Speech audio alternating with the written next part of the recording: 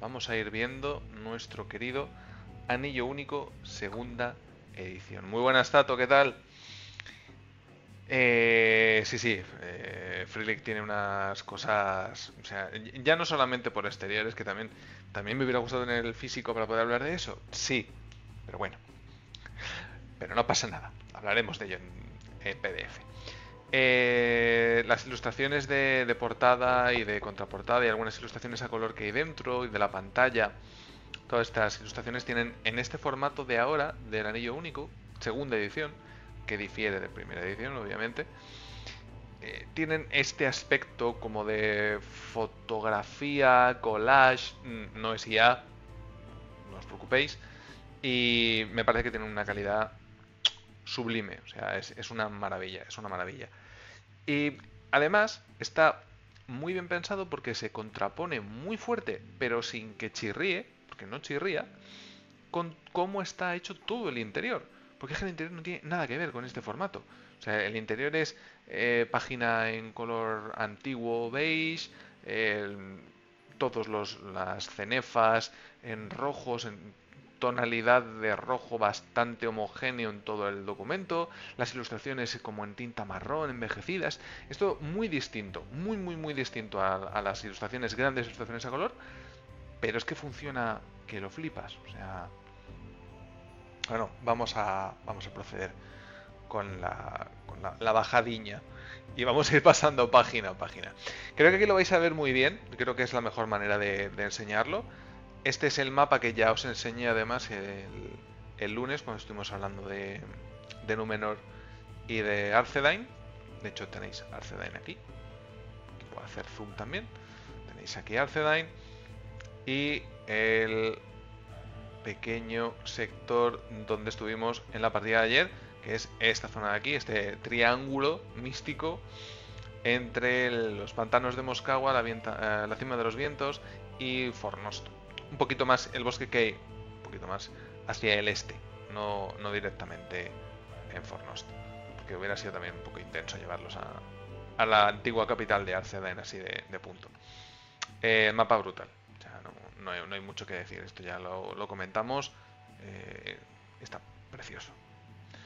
Símbolo de nuestro querido Sauron, el ojillo, que va a representar en muchos casos, lo que es la edición en sí. No siempre, pero en muchos casos sí que va a representar la edición en sí. Muy buenas, Isako, que te acabo de leer, ¿qué tal? Sí, es un lugar maravilloso para hacerte una casita ahí entre los túmulos. Confirmadme que no se ve el cursor, ¿vale? Estoy casi seguro de que no, pero por si acaso. Y bueno, pues aquí los créditos de la edición original de Free League hasta créditos de la versión española, donde tenemos al señor Kim Dorca y a la señora Vanessa Carballo como jefes líderes, la parte de arriba, de, de esta edición en castellano de Debir.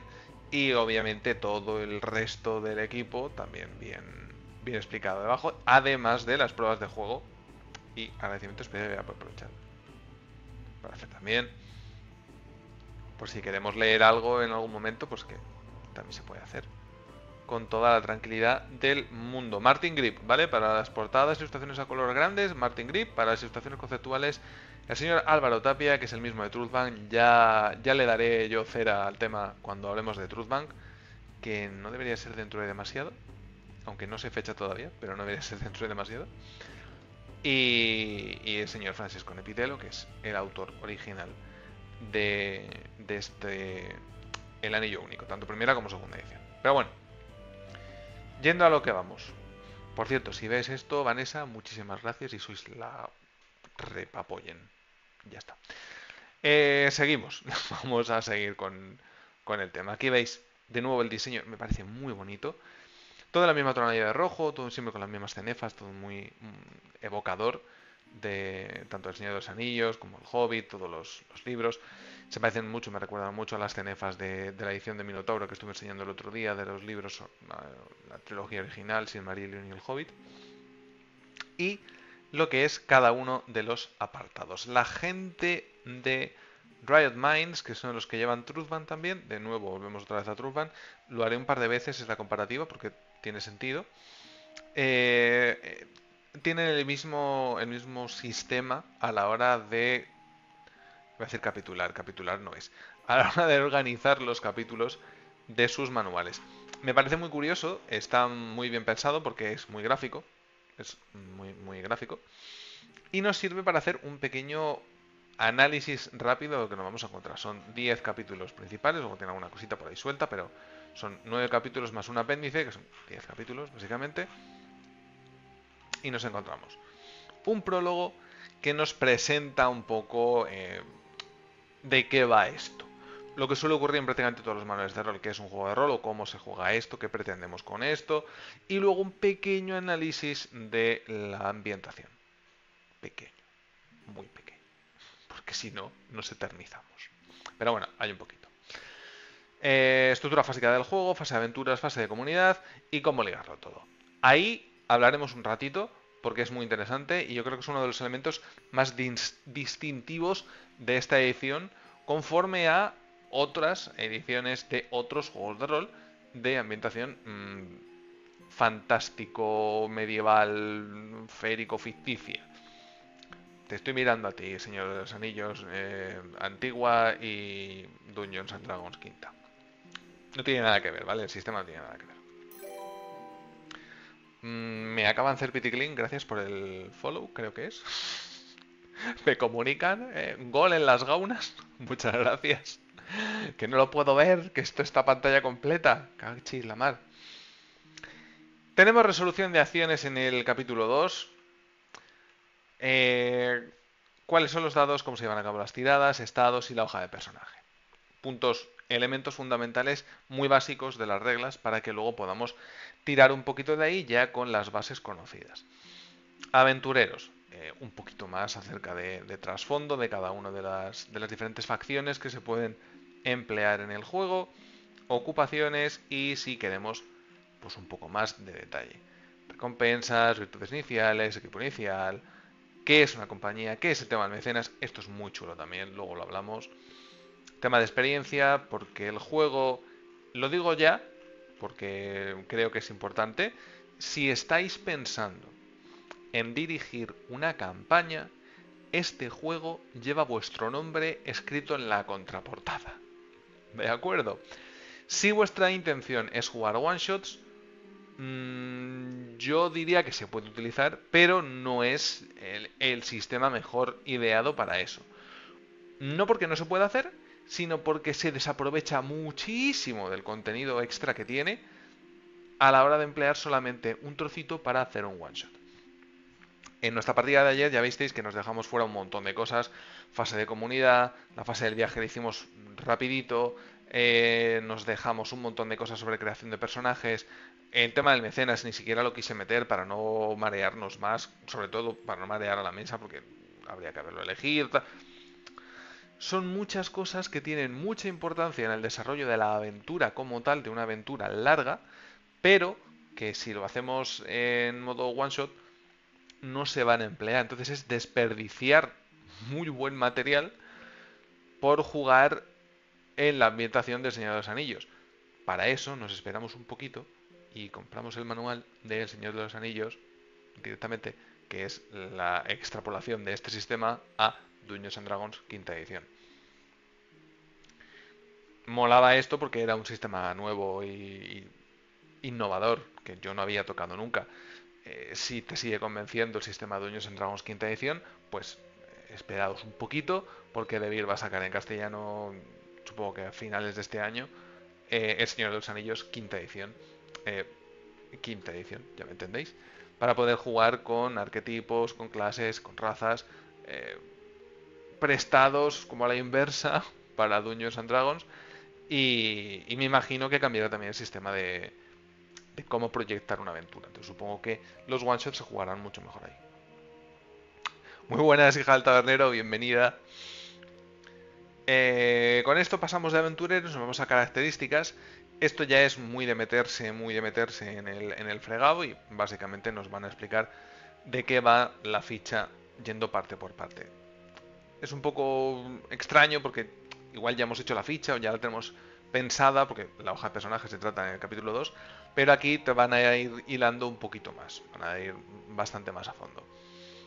Valor y sabiduría se separan porque son dos elementos bastante determinantes a la hora de la personalidad de tu personaje y de cómo le va a influenciar sus aventuras a lo largo de las sesiones, los días, los concilios, las etapas de comunidad. Es que hay mucha movida. Es que tiene mucho. Es que este manual tiene mucho. Virtudes, recompensas son más elementos diferenciadores para los personajes para poder personalizar aún más vuestro, vuestro personaje. Y luego, fase de aventuras, fase de comunidad, el maestro del saber, el mundo y un apéndice. Creo que es bastante descriptivo de lo que va cada sección. Fase de aventuras es donde está el meollo de las cosas. Por decirlo de otra manera, fase de aventuras es donde el máster tiene la voz cantante, fase de comunidad es donde el máster simplemente reacciona. Y diréis, ¿qué me estás contando? Luego lo entenderéis.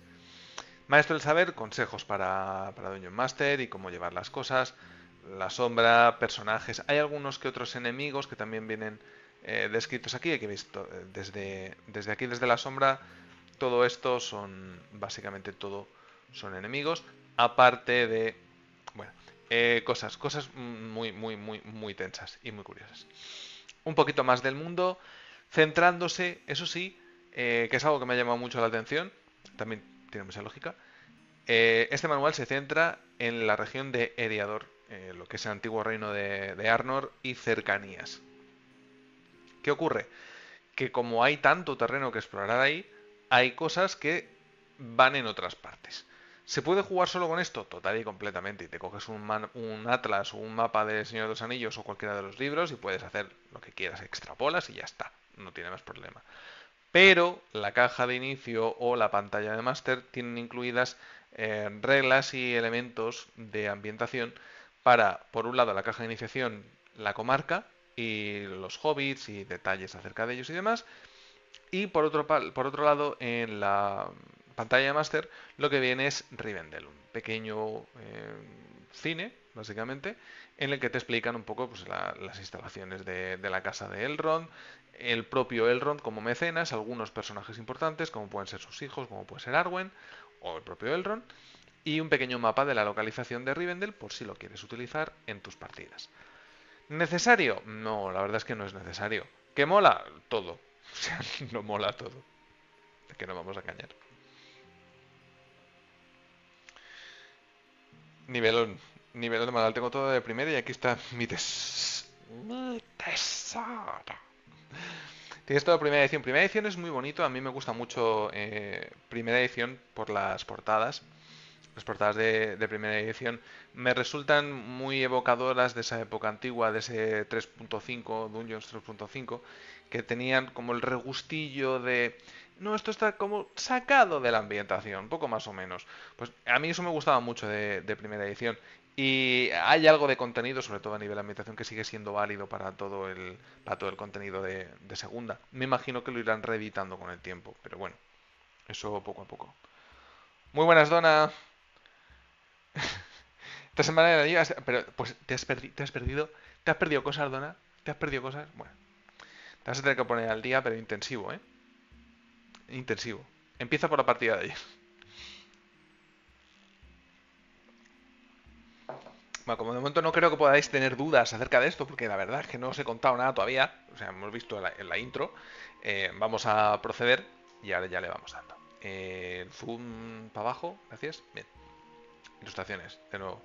El señor Grip, locura. Mira, es que mira qué presentación de capítulo. ¿Ves? Por esto me fastidia no tener el libro en físico, porque aquí harías doble página y dirías, mira cómo mola esto. Bueno, no pasa nada, está muy bien también. Se ve muy bien también, pero me da mucha rabia porque el físico es el físico. Pero bien. Capítulo 1, prólogo. Otra cosa. Bueno, es que son todos detalles. Aparece entrecomillado siempre al principio de cada capítulo y juraría que incluso al principio de cada sección un pequeño parágrafo del Señor de los Anillos. De algún sitio. Mínimamente relacionado o no, sí, con lo que estamos viendo. Por ejemplo, en este. Al enemigo todavía le falta algo que le dé poder y conocimientos suficientes para vencer toda resistencia, derribar las últimas defensas y cubrir todas las tierras con una segunda oscuridad. Le falta el anillo único. Obviamente esto como prefacio, como prólogo dentro del manual, pues ya te pone un poquito en situación. Porque es que es el único texto que acabas de leerte pues tú ya estás jugando ahí. O sea, tú ya estás. Es que, en fin, bueno. El arte es precioso. El arte es precioso. El arte es precioso. Tanto el que es a color como el que es en blanco y negro, digamos, en tipo boceto, en marrones, en tintas marrones. Luego veremos alguna ilustración, pero es que Álvaro Tapia tiene un huequito aquí en mi patata, pero para toda la vida, vamos. Vale. Bueno, os lo iba a leer, pero es un poco redundante. Es una carta de nuestro querido Gandalf refiriéndose bueno, a Bilbo, en serio, una serie de movidas para presentarte la aventura o un poco el espíritu que hay detrás de todas las aventuras de este manual. Cosa que me hace mucha gracia porque precisamente la caja de iniciación que juegas con hobbits, casi digo halflings, que juegas con hobbits está muy pensado para que sea unas partidas o una campaña de un nivel muy... ¿cómo decirlo? Familiar. Muy familiar. Muy, muy, muy familiar. Que luego te puedes complicar y oscurecer la vida todo lo que quieras, pero es así. Vale. Aquí veis de nuevo lo que os decía, el ojo por todas partes, explicación de la segunda edición y un poco de historia para que tengamos cositas más o menos claras. Aquí tenemos, porque precisamente es en Eriador donde obviamente Gollum se encontrará el anillo en algún momento de la vida. Pero vamos a ir avanzando un poco. Aventuras en la tercera edad.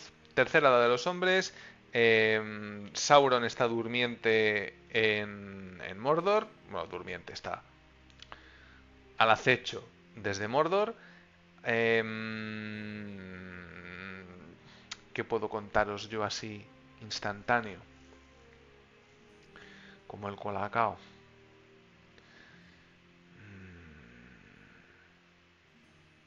Bueno, básicamente que vamos a jugar con la amenaza de la presencia del Señor Oscuro en lugar de jugar con la presencia absoluta del Señor Oscuro. En lugar de retraernos en el tiempo a momentos en los cuales el Señor Oscuro estuviese físicamente dando la murga en la Tierra Media, lo que hacemos es irnos a ese periodo de paz vigilante en el cual puede ocurrir cualquier cosa relacionada con el señor Sauron, pero no necesariamente Sauron en sí mismo, sino cosas que puede haber provocado en algún momento del tiempo, que puede haber dejado restos, antiguos secuaces, esbirros, etcétera, etcétera.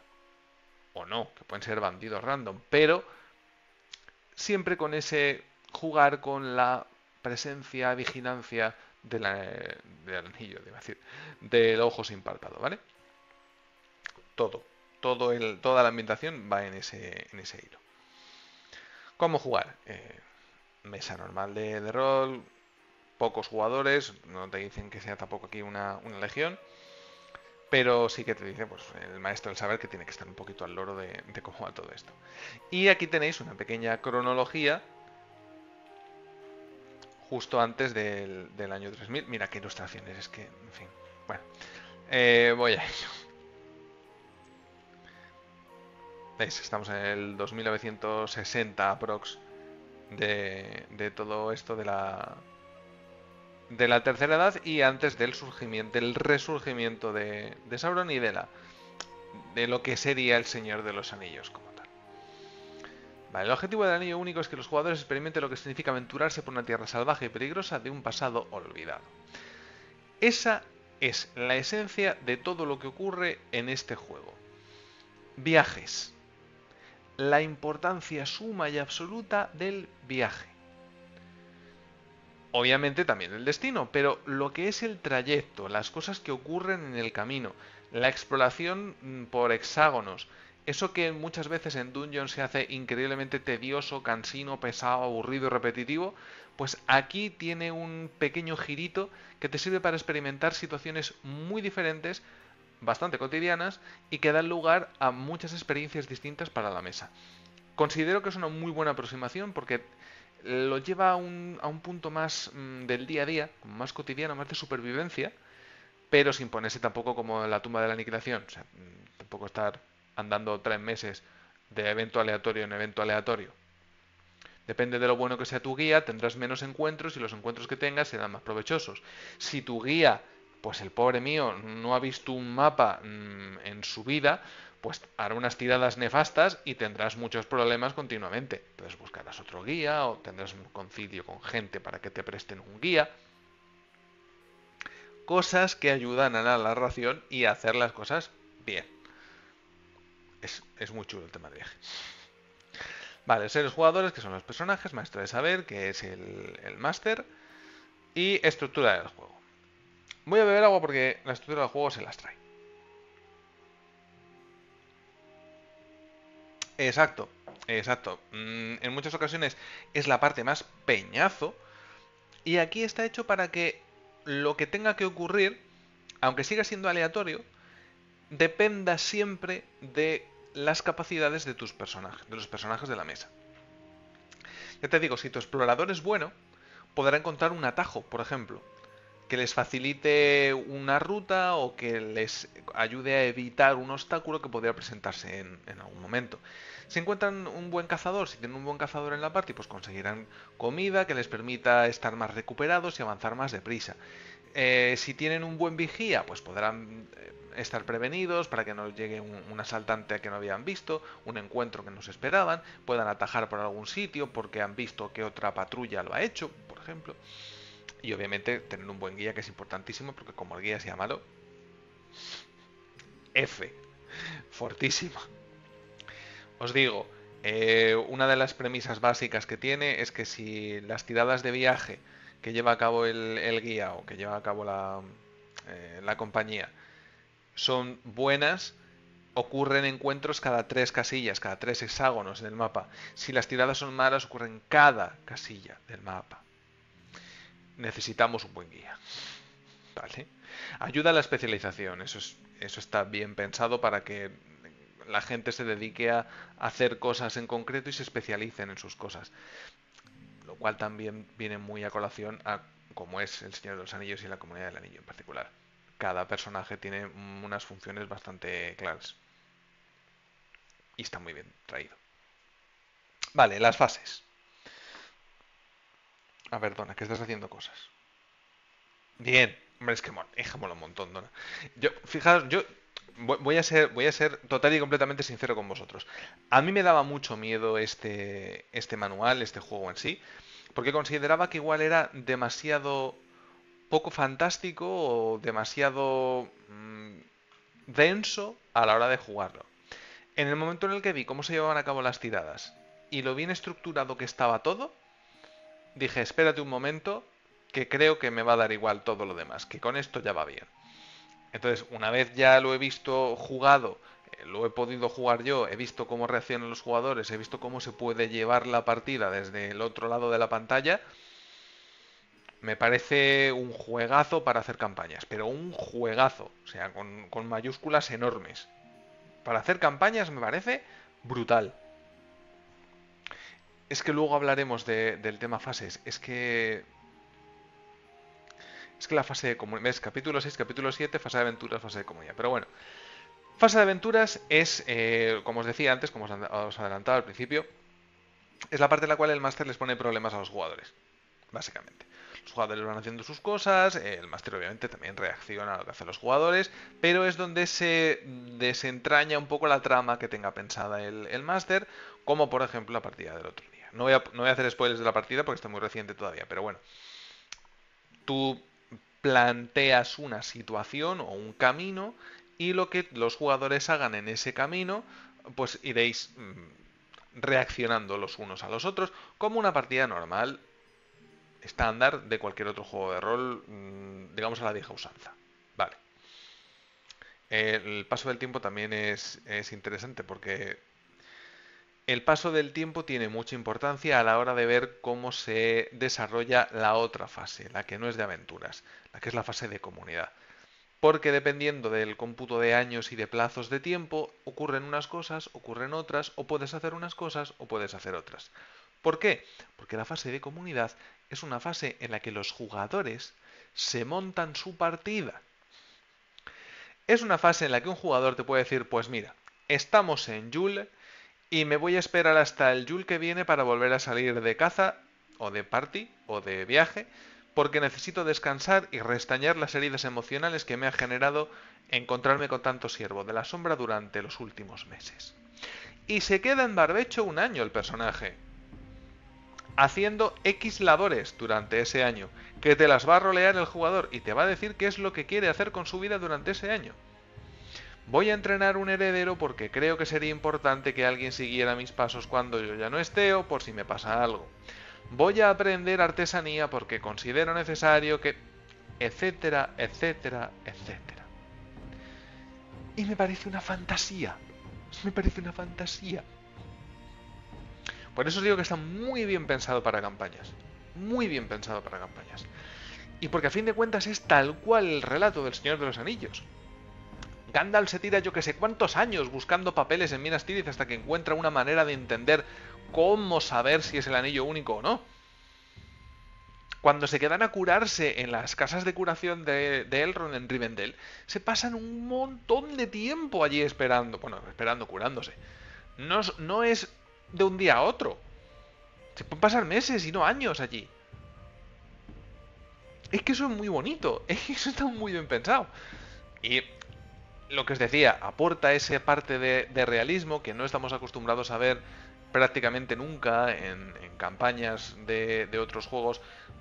Siempre que digo de otros juegos estoy pensando principalmente en Dungeons and Dragons o otros SRDs, ¿vale? Porque esa parte es como la parte aburrida. No está prácticamente arreglado. Tú llegas a un campamento, tú llegas a una ciudad y sí, roleas tus cosas con lo que haya por allí, ta, pa, pam, pim, pa, pum, pam, pum, ya está, aparcado. Pero cuando hay tanto peso a nivel personaje o a nivel trasfondo en que hagan determinadas cosas, es muy bonito que el juego ya lo tenga previsto. Que no tengas que recurrir a homebrews o que no tengas que, cuando tenga el máster que pensarse 200.000 movidas para rellenar todo un huecazo. Eso ya te ayuda. Que obviamente siempre se va a rellenar cosas, porque no se puede ser omnicomprensivo. Pero el hecho de que esto exista, a mí me gustó mucho y me parece un aporte fantástico. Si hay algo malo os lo voy a decir también. No os preocupéis. Costumbrismo no, que es mi perdición. Por Dios, participad en el torneo y que os toque alguno. O sea, en el torneo, en el sorteo. Digo yo, el torneo. ¿Ves? Fase de comunidad. Una vez concluida la fase de aventuras, se inicia la fase de comunidad en la que los jugadores narran lo que hacen sus personajes cuando finalmente regresan de sus aventuras para descansar un tiempo. Y ahora le toca al maestro del saber hacer brazo, brazo y a escuchar. ¿Qué queréis hacer? ¿A dónde vais? Etcétera, etcétera, etcétera. Y se construye cada una de las localizaciones y cada una de las cosas que quieren hacer los personajes durante toda una fase que durará por lo que tenga que durar. Lo que tenga que durar. Y si algunos jugadores se van y se van a hacer otras cosas, pues se juegan aventuras con esos jugadores y los otros jugadores o se les da otro personaje o se hacen otro personaje o no juegan o patata, lo que quede en la mesa, pero se puede seguir haciendo. O sea, si se quedan 3 meses esperando unos y otro dice a las 2 semanas, mira, yo quiero seguir aventuras. Y el resto de la mesa dice, vale, pues mira, jugamos con otro personaje, nos hacemos otra cosita, nos vamos a la aventura a buscar otra cosa en otro sitio. O a llevar alimentos a no sé dónde, o a encontrar refugiados de no sé qué. Y el resto de los otros 2-3 meses, pues se juegan tranquilamente a la calma. Fantástico. Vale. Sistema gremial de los enanos amorosos. Ese es el tuyo, ¿no? Correcto. Vale, ¿cómo ligarlo todo? Pues vuelve a ser otra vez nociones para que el máster pueda hilar un poco las... conectar de alguna manera todo lo que va ocurriendo en estos periodos. De nuevo, ilustración de Tapia. Todas, creo que, si no todas, casi todas las ilustraciones que veáis así son de Álvaro Tapia, ¿vale? Esta no.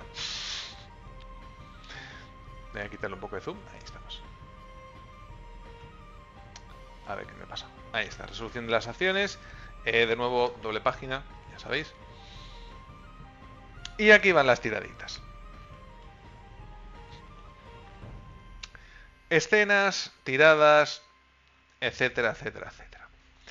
Eh, Obviamente esto ocurre en la parte de aventuras, porque es cuando todos juegan a la vez, turnos, lo que sería planteamiento de juego de rol, de partida de rol, dungeonera, normal, estándar. ¿Cuándo tirar? Estos son los típicos consejos de no hagas a tus jugadores tirar cada vez que respiran. No le pidas a tu máster que te deje tirar cada vez que quieres hacer cualquier cosa. No. Si hay un peligro, si la acción va a tener como recompensa un conocimiento concreto que sea importante, o si pretendes manipular algo de tu entorno, sea persona o sea objeto, de forma que tenga algún tipo de interacción contigo. Lógico y normal. Luego ya el baremo de cada cual pues está ahí. ¿Cómo se juega o qué dados hay que tirar para jugar este juego? Bastante sencillo, bastante más sencillo de lo que podría parecer. Es decir, es que es un juego que tiene dados propios, es que... da igual, da igual. No os rayéis, da igual. El juego tiene dados de 6 caras. No te lo cuento, te lo enseño. Bueno, os lo cuento y os lo enseño. El juego necesita dados de 6 caras y necesita dados de 12 caras. En concreto, dos dados de 12 caras bueno, por jugador, con que haya dos, vale. Y dados de 6 caras, creo que el máximo son 6 o 7 como mucho. No hace falta mucho más. Y el hecho de que tengan runas particulares estos dados no tiene más importancia porque una runa, digamos que reemplaza al 11 y otra runa reemplaza al 12 en el dado de 12. Y en el dado de 6 lo único que hace es que el 6 tiene una runa adicional para decirte que mola mucho más. Del 1 a 3 si estás cansado no te sirve para nada, del 4 al 6 te vale siempre y el 6 tiene una pequeña runita arriba del todo que voy a ver si se ve. Voy a minimizar esto un momento y voy a pasar aquí para que podáis ver esto. ¿Veis? Ahí veis esa runita que tiene el 6 encima, que no tiene más tal, porque es un 6, sin más. Por cierto, sí, los dados son de la caja de inicio y son preciosos. Vale. Y el dado de 12 caras, que tiene en lugar del 11, tiene una runa. En lugar del 11 tiene esta runa de Gandalf.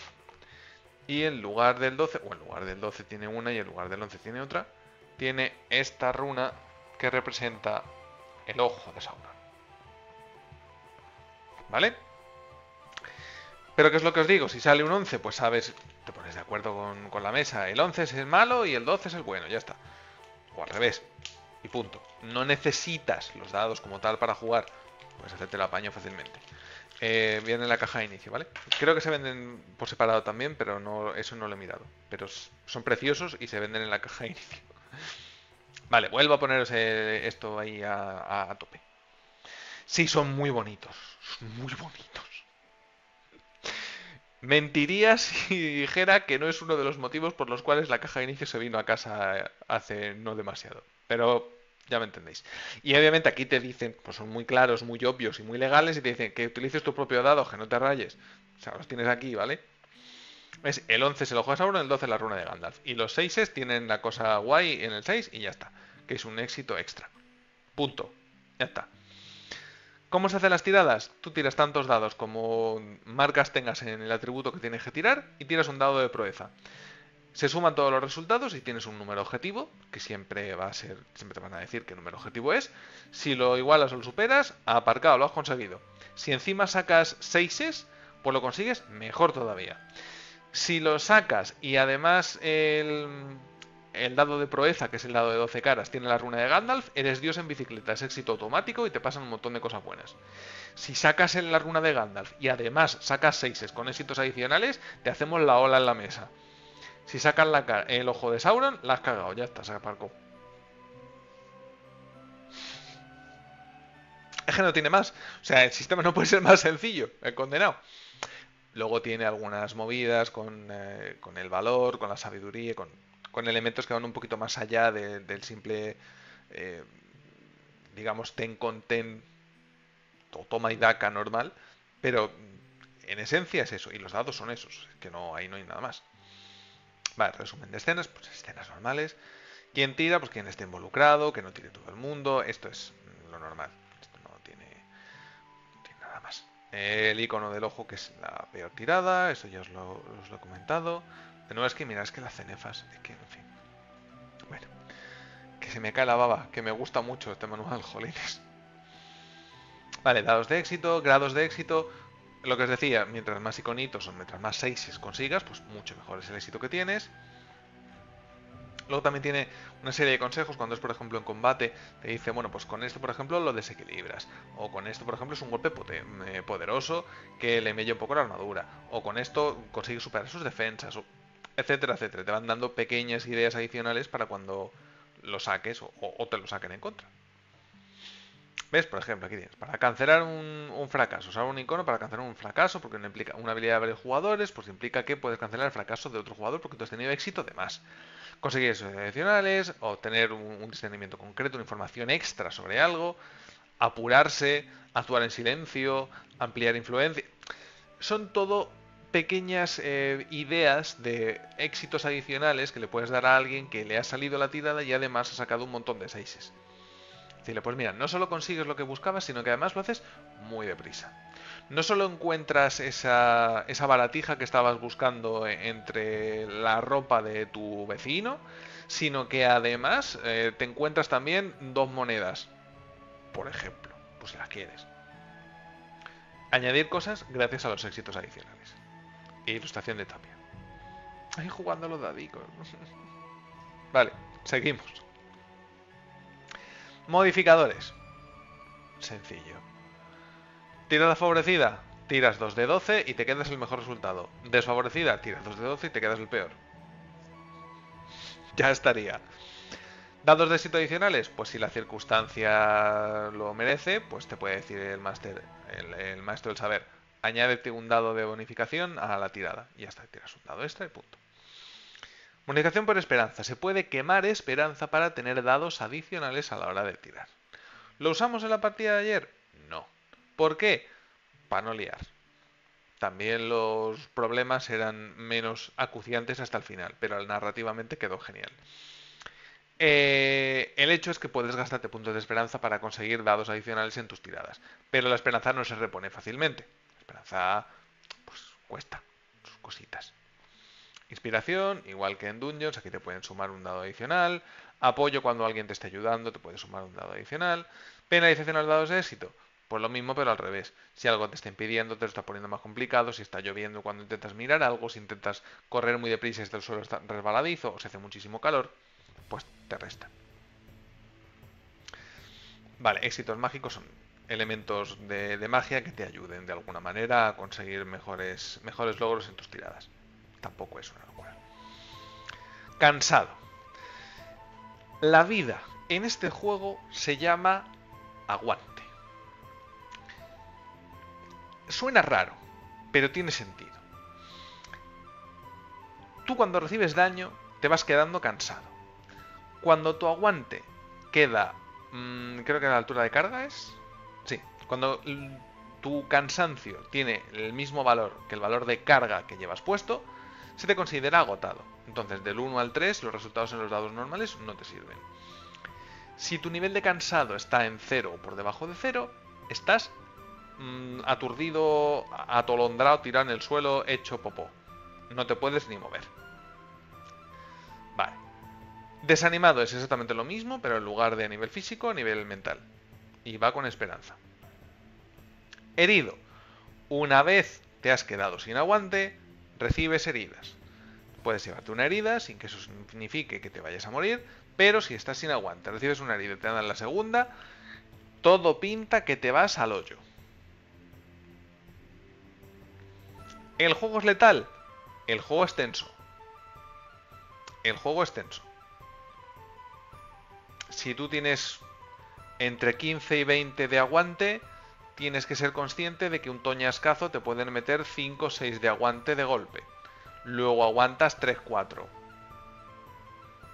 Más luego uno que te hagan de herida, más luego otro que te finiquite. Ojo, hay que andarse con cuidado. Es más realista que fantástico en este sistema. A mí me gusta. No tiene por qué gustarnos a todos. pero a mí me gusta. Vale, procedimiento para tirar los dados, nada extraño. Bueno, aquí veis la ficha. Está dividida en dos, pero bueno, os hacéis una idea. Ahí veis la parte izquierda y la parte... Ahí, perdón. Parte izquierda, parte derecha. Y te va explicando un poco cada uno de los distintos elementos que tiene la ficha. A ver, es que son muchas cosas. Digamos que tenéis tres atributos principales, que son fuerza, mente y corazón, o fuerza, corazón y mente. Al margen de sabiduría, valor y luego cositas que dependen de ellos. Con esos atributos básicos tienes una serie de habilidades que básicamente es lo que vas a tirar de verdad. Impresionar, atletismo, cantar, alerta, alentar, persuadir, explorar, cazar, cantar, oficios. Todo eso va a depender de una habilidad principal, o sea, de una característica, perdón, principal más grande, y vas a hacer las tiradas con tu atributo concreto de la cosilla que vayas a utilizar. Lo mismo con las armas, si tú eres solo puedes usar armas con las que seas competente y vas a tener tanto como te hayas puesto en el uso de ese arma. Y vas a tirar los dados y te va a salir o no te va a salir dependiendo del número objetivo destino al que vayas, que va a ser la parada que tenga el contrario. Cuando te ataquen a ti, exactamente igual. Tienes un nivel de parada y cuando te pegan, pues si te dan, te dan. Y si no te dan, no te dan. Ya está. Ya está. Es que no puede ser más sencillo. Muy buenas, dragones y dados. Bienvenido al chat. Te acabo de leer ahora, perdóname. Es que lo tengo aquí puesto en pequeñito y hasta que no miro, no lo veo. Vale, lo de la esperanza me parece demasiado cookie. Se hace necesario, se hace necesario. Esto, si no recuerdo mal, en el juego de miniaturas, bueno, el juego de miniaturas que sacó Games Workshop, que editaron a raíz de la salida de las películas, se llamaba puntos de destino, algo parecido a puntos de destino. Y podías quemarlos para repetir tiradas y para no morirte, o cuando te ibas a morir lo usabas para no morirte. Muy parecido al uso que se le da a la esperanza en este juego, lo cual me parece guay también. Es que para los que tenemos una edad ya jugando estas cosas, pues hay conceptos que vemos cómo se hilan.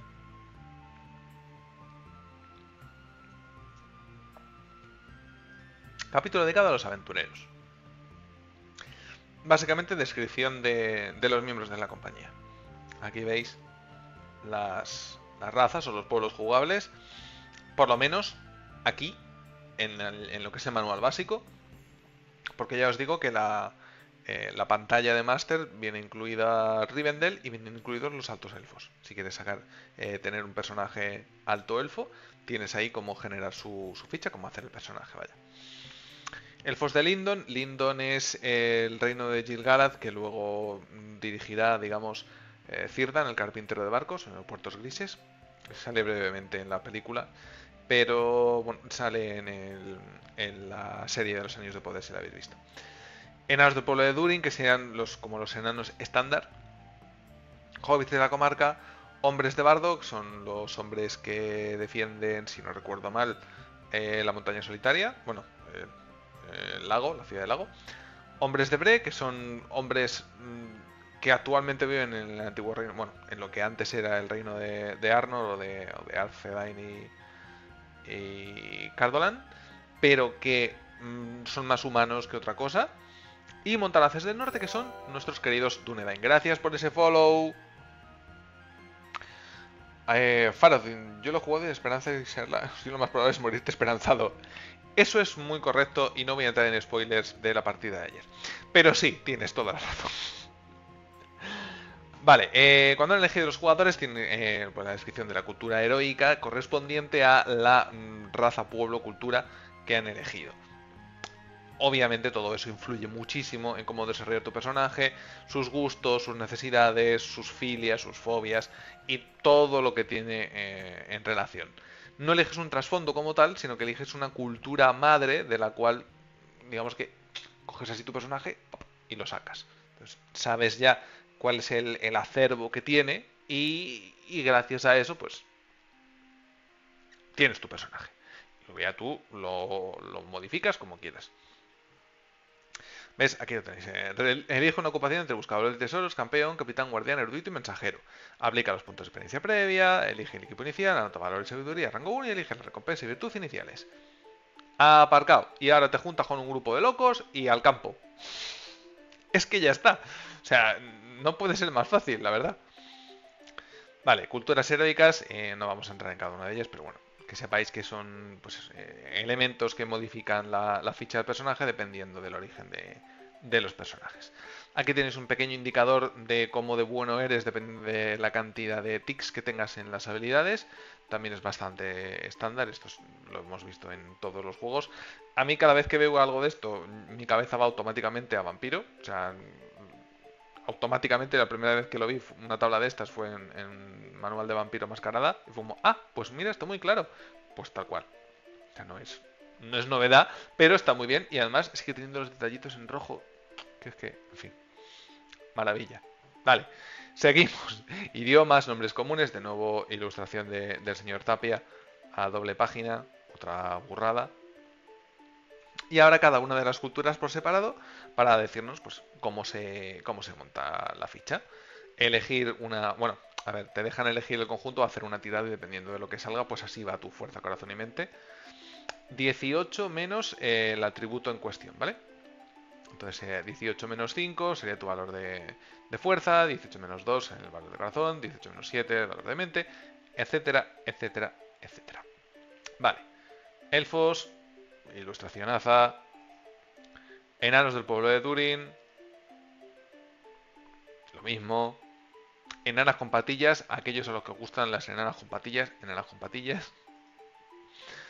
Hobbies de la comarca, poco gorditos para mi gusto, me gustan más rellenitos, pero bueno, no pasa nada. Hombres de bardo, hombres de bre, montaraces del norte. Y aquí, pues las ocupaciones que hemos comentado antes: buscador de tesoros, campeón, capitán, guardián, erudito, mensajero. Son como los trasfondos clásicos de Dungeons and Dragons, los backgrounds de siempre, pero un poquito más, abarcan más cosas y también tienen más reglas dentro para especializar un poco más a tu personaje. Es lo que os decía antes, cuando eliges un personaje y quieres conformar una compañía, lo que buscas es completar todos los huecos que sean necesarios para que la compañía funcione. Se puede hacer sin optimizar, por supuesto, como siempre, como todo, como todo. Pero el juego está pensado para que si intentas optimizar un poco, cada uno de los personajes de la compañía tenga una profesión o una dedicación en la que sea particularmente bueno y que se dedique a hacer esas cosas y mejore en esas cosas y evolucione en esas cosas. Puede ser constreñir un poco el desarrollo de personaje porque no te permite o no te facilita que cojas otras opciones. Puede ser, puede ser. Si es algo que ya sabes de antemano y has elegido jugarlo, pues no tiene ningún problema. Si no es lo que te esperas, te puede fastidiar. O sea, yo entendería que alguien me dijera, uff, es que me corta mucho la libertad. A mí ahora me gustaría que mi personaje hiciera, yo qué sé, ha sido cazador toda su vida, conoce un montón de rutas y me gustaría que ahora pudiera ser mensajero, que se ha cansado de cazar o yo qué sé. Se me atraganta un poco el conseguir hacerlo sin meter infinidad de reglas de cuño propio. Pero bueno, si no es así, pues tu senda la tienes clarísima. O sea, sabes a lo que vas y vas a mejorar en lo que eres hasta ser el mejor en lo tuyo, o hasta que te mueras, o hasta que tu personaje se vaya y se quede tranquilamente en la fase de comunidad 200 años. Si eres elfo, puedes. Las patillas no cercan para la barba. Sí, está pensado para aventuras o para campañas largas. Además, muy bien pensado para aventuras de una cierta duración. Para one shot es lo que os he dicho. Para one shot no es que no lo vea, es que vas a dejarte tantísimas cosas fuera que no merece la pena que juegues esto en detrimento de otros sistemas si no vas a poder utilizarlo bien. O sea, disfrútalo a gusto, que tiene un montón de cosas pensadas para aventuras y campañas. Dedícate a una aventura, una campaña, con este manual y deja los one shots para otra cosa. Que sí, que no es lo que he hecho yo, pero bueno,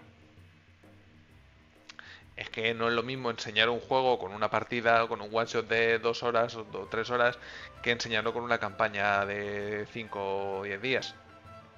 Es más fácil con un one shot. Son pequeñas licencias. Yo eso ya sabéis que siempre que yo dirijo en el canal, sobre todo cosas que son cortitas, o cuando intento presentar alguna Quastar Guide o algo parecido, me tomo un montón de licencias porque lo que quiero es que se vea el saborcillo que tiene el juego y no ir a la regla pejigueramente. Primero, porque no da tiempo que nos los aprendamos todos. Segundo, porque ni la mesa ni yo vamos a estar cómodos. Y tercero, porque creo que es mucho más entretenido de cara al espectador que no estemos discutiendo cada 5 minutos si la regla A o B es la aplicable en este caso. Mira, vamos a darnos brío y ya lo saltaremos, lo solucionamos después si no. Creo yo. Si me equivoco, me corregís. Es vuestro momento. Vale, experiencia previa si queremos que nuestro personaje tenga un poquito más de background y de historia previa. Equipo inicial, de 9 ilustraciones también al margen. En la caja de iniciación viene un taquito de cartas por si quieres repartirlo el equipo. Vienen 2 de casi todas, por lo menos de las más comunes. Vale, armas. Quiero enseñaros una cosa de las armas. Vale. Daga, por ejemplo. El daño que hace una daga cuando te da es de 2. Herida es 14. Ahora diréis, ¿cómo que herida es 14? ¿Qué me estás Quentin Tarantino? Carga cero, competencia, combate, pelea, obviamente poder usarla. Y luego notas pues extras que tenga el arma por lo que sea. Bueno, hay armas que hacen más daño porque son crueles o son dolorosas o pueden dar golpes perforantes. Hay un montón de cualidades diferentes. A lo que yo iba. El daño es el daño que hace y herida es cuando te van a hacer una herida de verdad, cuando ya no tienes aguante o cuando te dan un golpe perforante particularmente poderoso porque el enemigo ha sacado una tirada con el dado de proeza que le favorece, tienes la oportunidad de que ese golpe no sea tan doloroso si consigues superar una tirada contra el nivel de herida del arma que te lo está haciendo. Tú tienes tu protección, tus dados de protección. Si tienes una cota de malla, por ejemplo, tienes 4 o 5 dados. Si tienes un coselete de cuero, tiras 1 o 2. Y tienes que sacar igual o más que el valor de herida del arma que te está pegando. Y así evitas una herida. Te quita el aguante de que te ha hecho con el daño, pero no te hace la herida, que es lo realmente incapacitante. El auténtico problema son las heridas.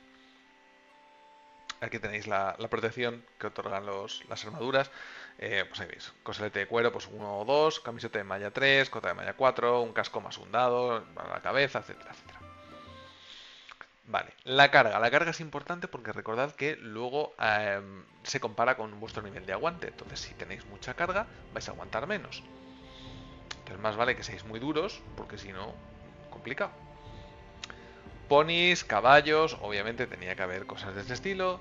Recompensas y virtud iniciales, pues más personalización para personajes.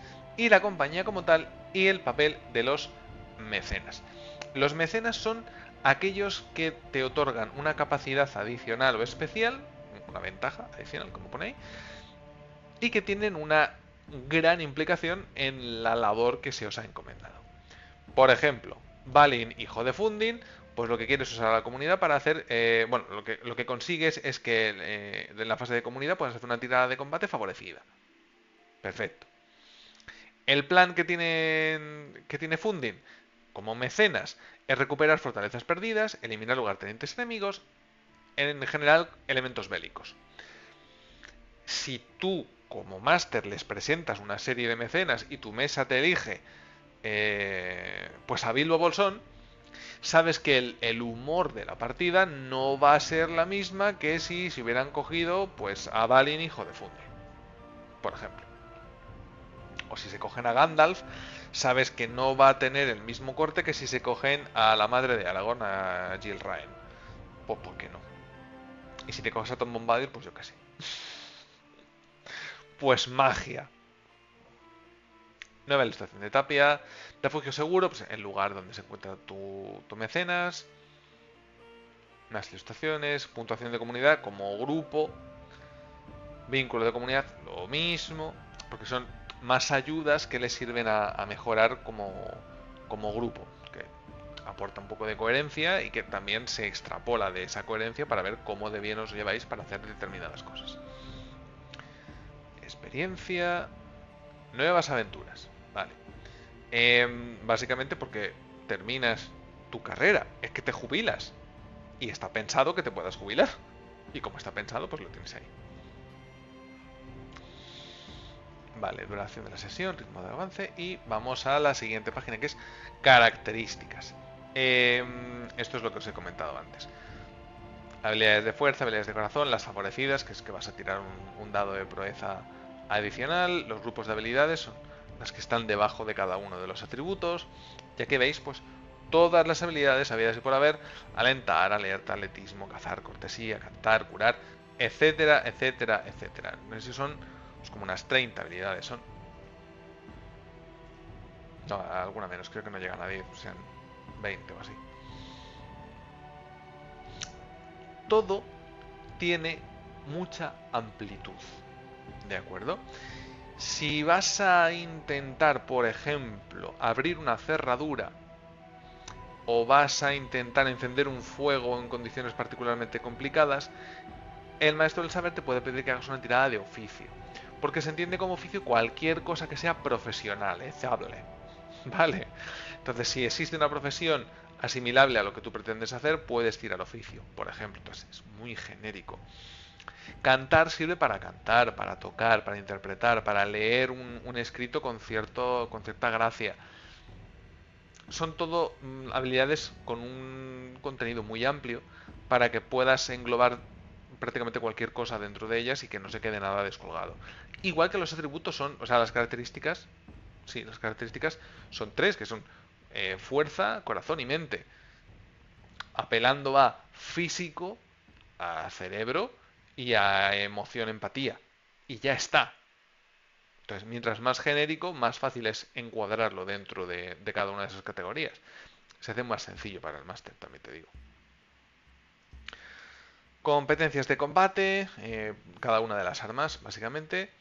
Y rasgos distintivos de los personajes que ayudan a que tengan pues un extra especial cada uno de ellos, que obviamente pues aquí tienes alguno tiene alguna regla adicional, hay otros que no la tienen. Me encanta esa ilustración por lo que sea. No, no, te jubilas de verdad de la buena. O sea, llega un momento en el que decides que cuelgas el hacha y dices, mira ya, estoy mayor, voy a dedicarme a criar a mi heredero. Y tu heredero será lo siguiente que se vaya de aventuras, va a ser tu segunda ficha y vas a poner Fulanito Junior. Tal cual. Y sí, efectivamente no es un juego para one shot, o sea, no está pensado. No está pensado para one shot, está pensado para explotarse y disfrutarse en campañas. Aventuras, además, medianamente largas. Diría, me atrevo a decir que medianamente largas. Vale, aguante y esperanza es lo que decía. La vida, cordura de otros juegos lo tenemos en aguante y esperanza. Niveles de vida, pobreza, riqueza, etcétera. Equipo de guerra, pues una descripción para que seáis conscientes de lo que lleváis o con lo que os están pegando o con lo que os estáis defendiendo. Valor y sabiduría, que son los dos puntos adicionales que digamos que son como un añadido, aparte de lo que se puede desglosar más o menos de la ficha normal. Estas son especialitas. Son especialitas. La sabiduría expresa la confianza de los héroes en sus propias capacidades, la fe que tiene en sí mismo y su capacidad de juicio. Bien. El valor, medida de valentía del héroe, como oponerse a situaciones que puedan mermar su valor de alguna manera. Son circunstancias para las cuales se piden tiradas concretas por momentos concretos. No creo que sea lo que más vas a usar. Vale. Recompensas adicionales. Obviamente esto es como entrega de beneficios post partida, por ejemplo, o a lo largo de la partida. Virtudes adicionales, 3/4 de lo mismo. Virtudes culturales, 3/4 de lo mismo, son elementos que se van añadiendo a tu personaje, duro como una piedra, virtudes de los hobbits, arte de la desaparición, gente pequeña, más y más y más y más maneras de perfeccionar, de afilar un personaje y de personalizarlo mucho más. A ver qué te leo. Imagino que si vas a aventuras humano y elfo, igual el humano tiene que tener a varios herederos antes de que el elfo se jubile. Y seguramente el elfo no tenga ni que jubilarse. Pero bueno. Fase de aventuras, capítulo 6. El dungeoneo. ¿Cómo funciona la fase de aventuras? Introducción, planteamiento del máster, básicamente. Escenas, se suceden las distintas escenas que tengan que ocurrir. Final de sesión. Es que es interesante. Si se ha terminado el arco narrativo, lo siguiente, lo lógico sería que hubiera una fase de comunidad. Si no, pues se hará un resumen a la próxima y se seguirá de nuevo con esto. Ya está.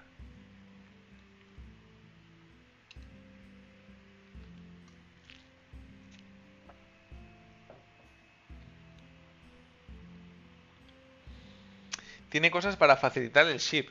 No tiene nada que lo mida, pero fíjate, como el juego está muy pegado a la tierra, como diría aquel, como es muy del día a día, facilita que se generen esas situaciones.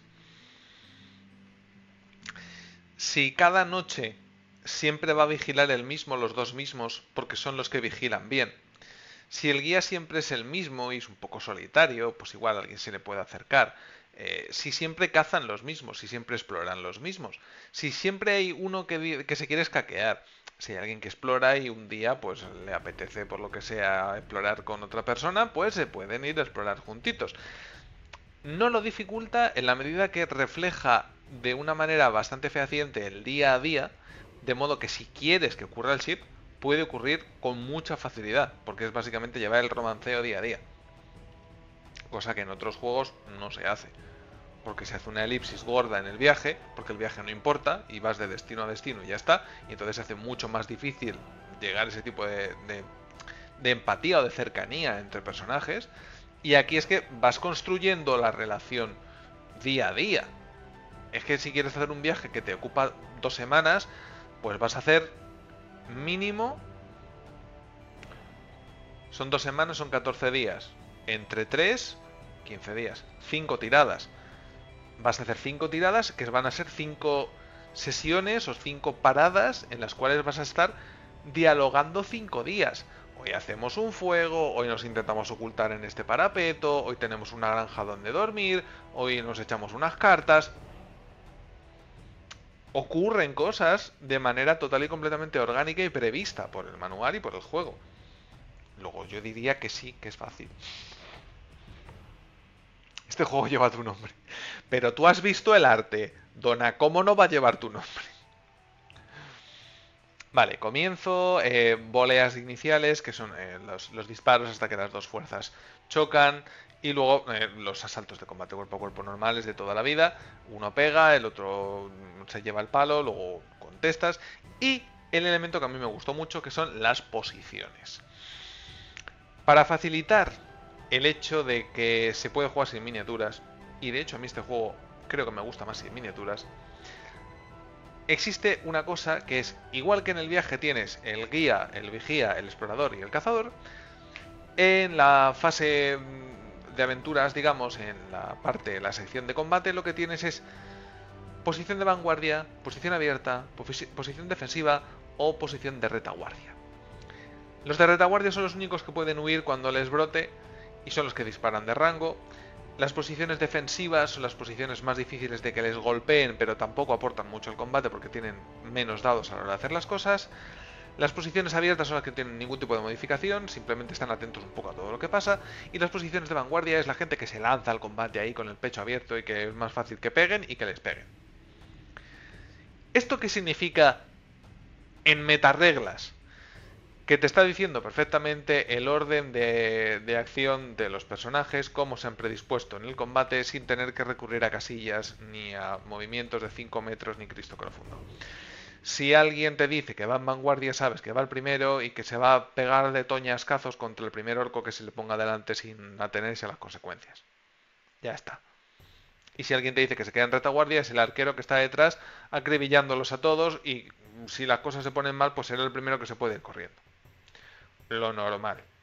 Me parece muy bien pensado.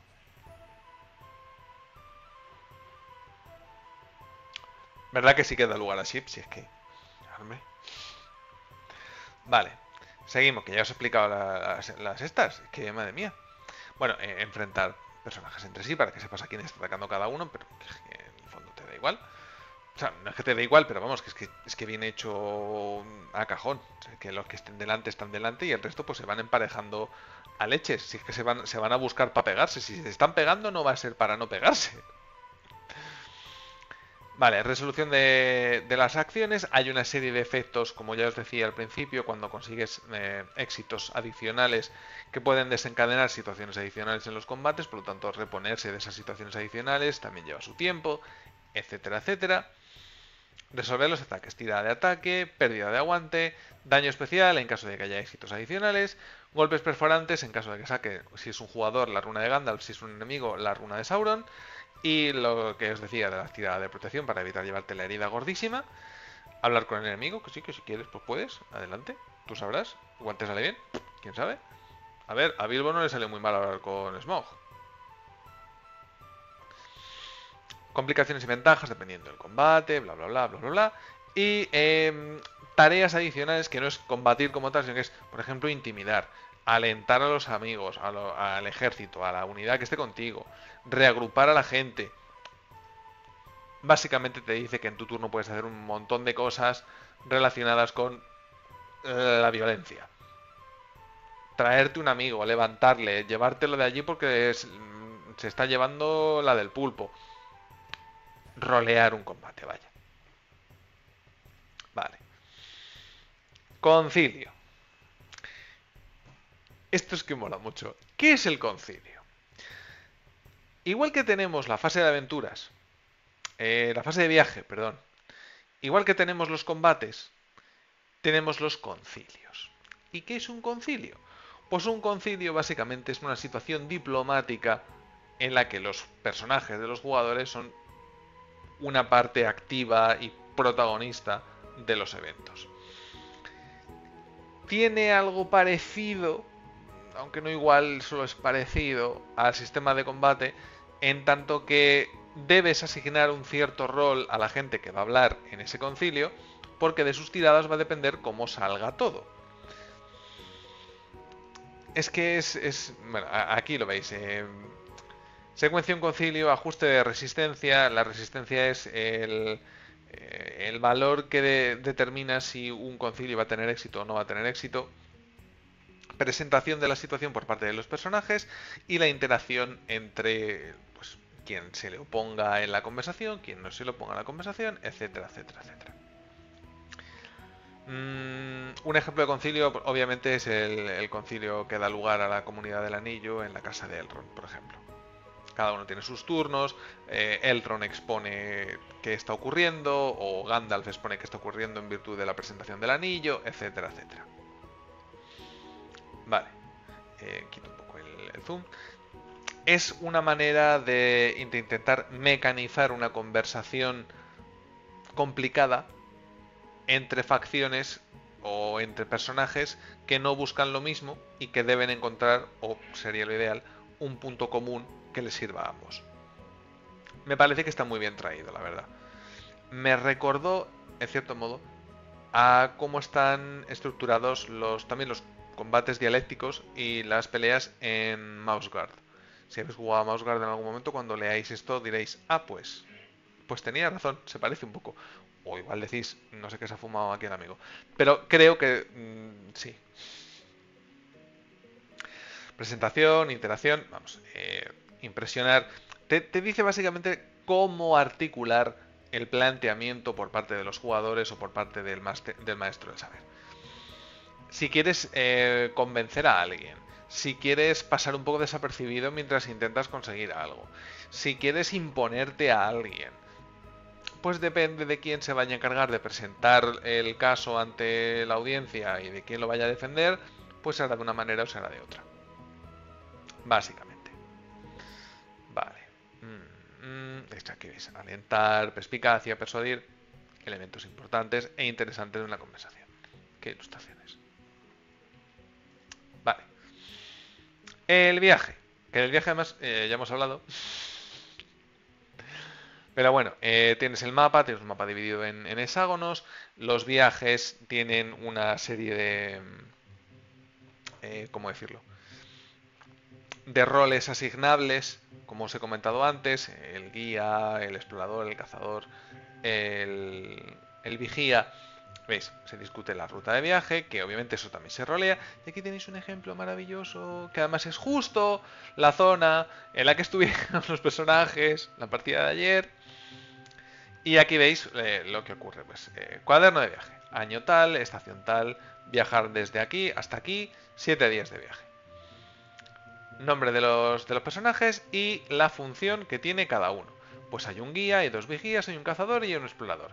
Y aquí tienen la fatiga de viaje, pues, lo fastidiados que estén por las veces que han tenido que hacer esto. Ponis y caballos, diario, que te cuentan de qué va. Acontecimiento del primer día después de la tirada de viajar del primer día. El explorador encontró un atajo. Acontecimiento segundo día del cazador, percance, no ha pillado nada, etcétera, etcétera, etcétera. Lo cual da lugar a que se puedan rolear cada uno de esos guías para hacer cada una de esas cosas. Y sí, también vale para citas si quieres hacer un concilio lleno de citas. Sí, obviamente, claro, se puede.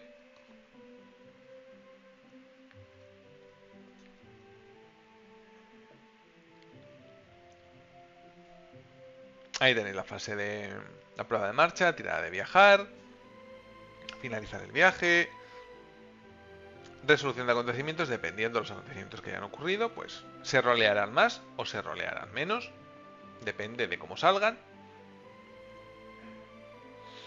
Aquí tienes una pequeña guía de eventos que pueden ocurrir durante los viajes para que puedas tirar de ella.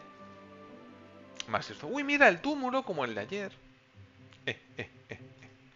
No es ningún spoiler, ¿vale? Es normal que haya túmulos en estos sitios. Bueno. Fases de comunidad. El pifostio. Ya está. O sea, y ya está. Os leo. Los héroes no siempre están ocupados explorando cavernas profundas, luchando contra la sombra o huyendo de peligros que se encuentran más allá de sus capacidades. Incluso el más entusiasta de los aventureros necesita algún tiempo para descansar, recobrar la lucidez y dar tiempo a que sus heridas se curen.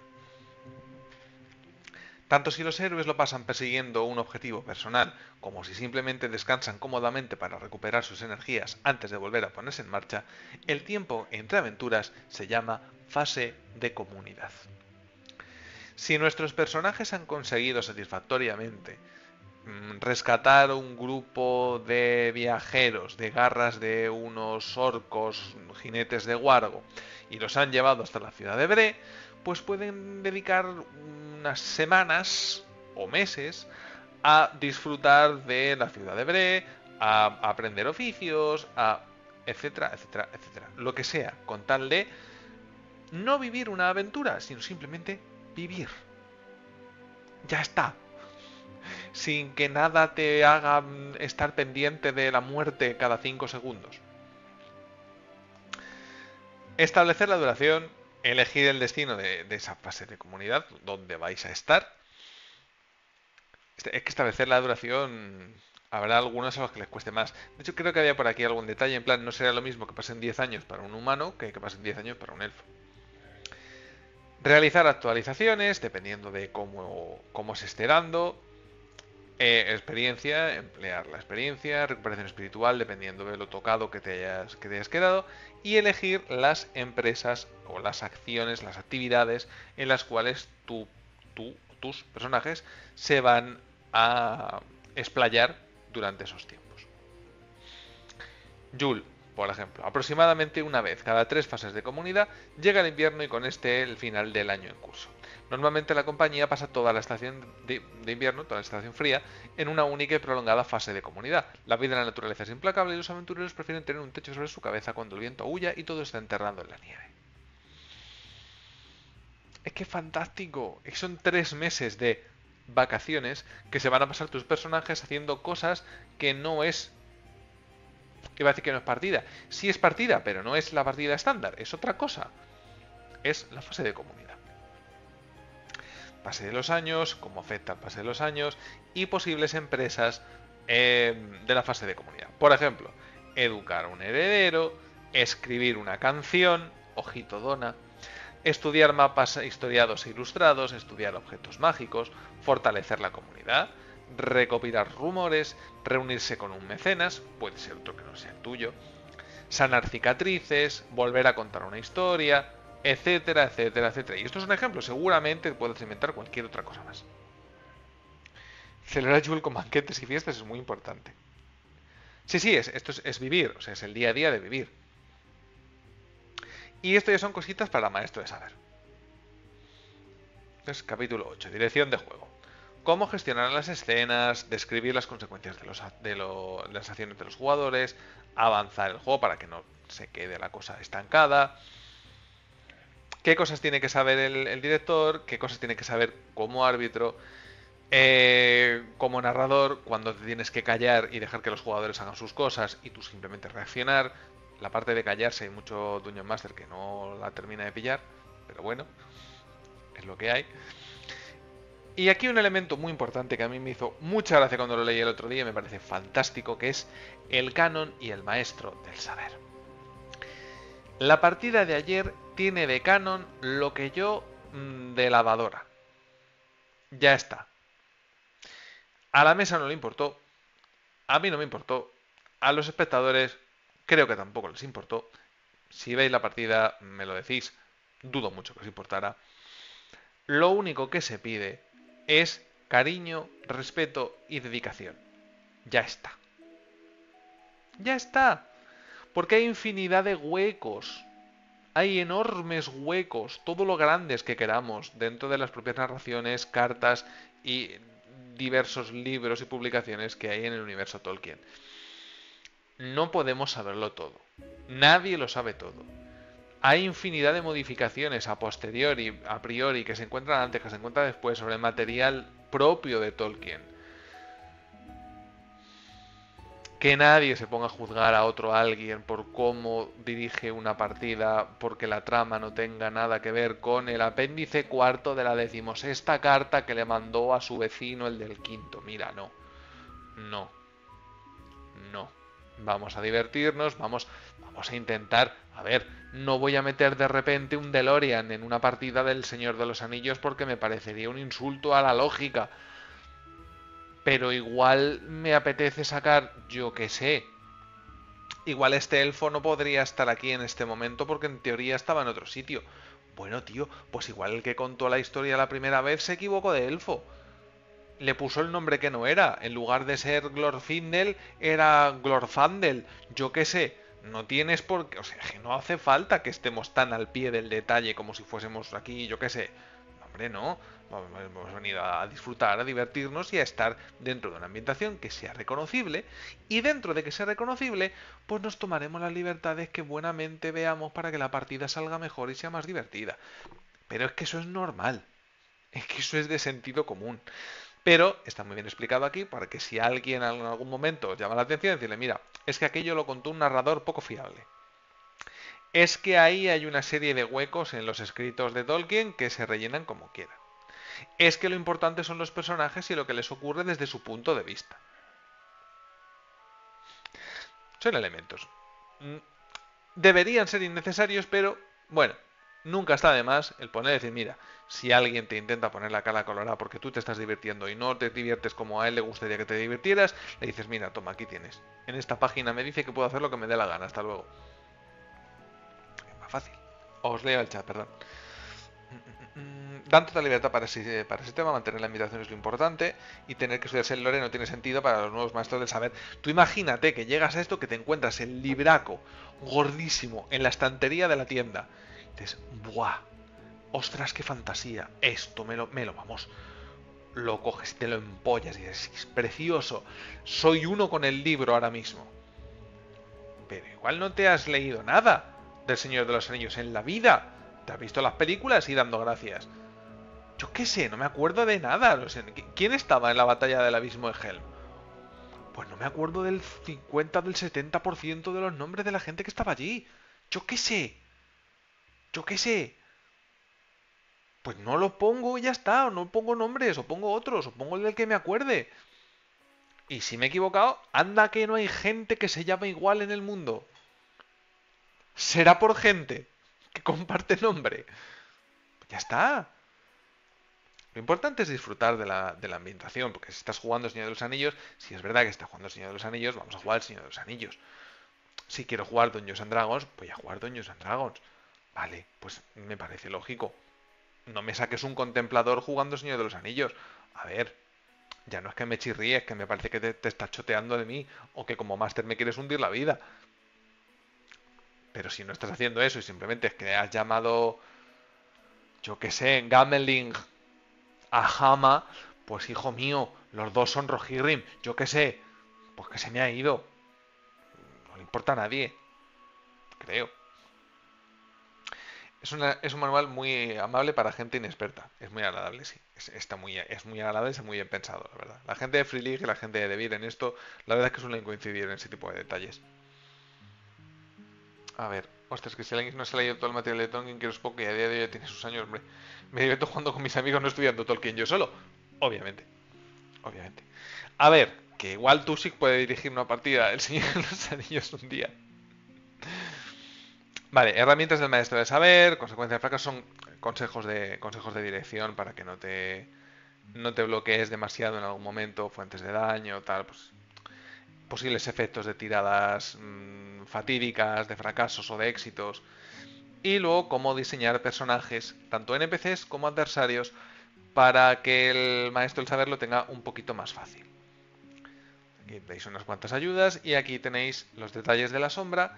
La sombra es como algo parecido a lo que sería la corrupción en Warhammer o en Dark Heresy, en Warhammer 40.000, que va corrompiendo un poquito a los personajes y que luego tienen que intentar liberarse de esos puntos de sombra durante los periodos de comunidad para poder descansar o liberar su espíritu de alguna manera, para sobreponerse a la oscuridad que poco a poco se cierne sobre los personajes conforme se adentran más en misiones que van en contra de la sombra o en contra de los emisarios de la sombra. Lógico y normal, es una manera de marcar cómo la oscuridad del mundo, porque es hostil y fastidiado, cala en los personajes. Es otra manera más de darle verosimilitud a los personajes, que no pasan por aquí como si no pasara nada, que la vida deja cicatrices, y esta es una manera muy bonita y muy ejemplar de cómo asimilarlo y de cómo ponerlo en un juego, creo yo. Fuentes de sombra, el pavor, fechorías, avaricia, locura, hechicería, maneras de que esa sombra se manifieste en nuestros personajes. Un punto maravilloso. Para muestra, un pequeño botón. Vale. Héroes con defectos para potenciar la personalización de los personajes también. Y adversarios.